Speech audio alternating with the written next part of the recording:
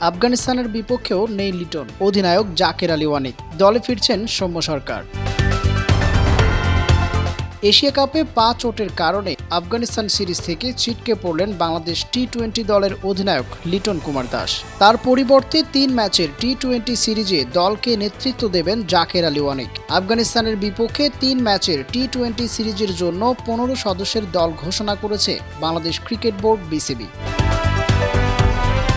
আগামী 2, 3 ও 5 অক্টোবর সংযুক্ত আরব আমিরাতে শারজায় অনুষ্ঠিত হবে ম্যাচগুলো। নিয়মিত অধিনায়ক লিটন কুমার দাস এখনও চোট কাটিয়ে উঠতে না পারায় তাকে ছাড়াই দল গঠন করা হয়েছে।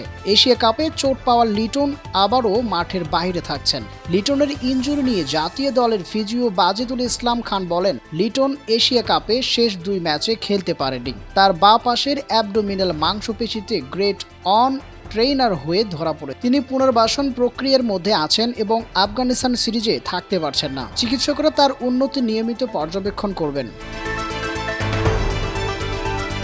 এবারের দলে একমাত্র পরিবর্তন হিসেবে ডাক পেয়েছেন অভিজ্ঞ বাঁহাতি ব্যাটার সৌম্য সরকার। 32 বছর বয়সী এই ব্যাটারকে আফগানিস্তান সিরিজের জন্য যুক্ত করা হয়েছে। আফগানিস্তানের বিপক্ষে বাংলাদেশের টি-20 দল জাকের আলী ওয়ানিক অধিনায়ক, তানজিন হাসান তামিম, পারভেজ হাসান ইমন, সাইফ হাসান, তৌহিদ হৃদয়, শামীম হোসেন পাটোয়ারি, নুরুল হাসান সোহান, রিশাদ হোসেন, শেখ মাহাদি, নাসুম আহমেদ, তাসকিন আহমেদ, তানজিন হাসান সাকিব, মুস্তাফিজুর রহমান, শরীফুল ইসলাম ও মোহাম্মদ সাইফুদ্দিন সহ এবার যুক্ত হয়েছেন সৌম্য সরকার।